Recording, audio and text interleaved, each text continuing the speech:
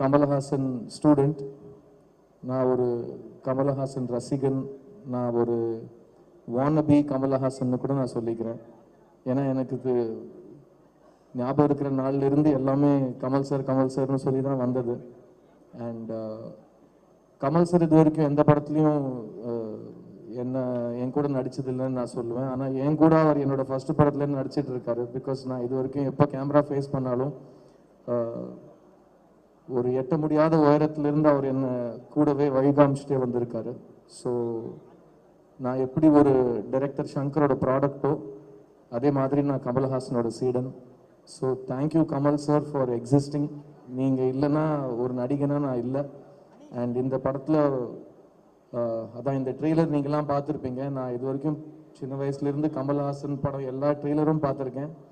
அந்த ட்ரெய்லரில் நான் என்னையும் பார்க்க முடிஞ்ச ஒரு தருணம் நான் என் வாழ்க்கையில் மறக்க முடியும்.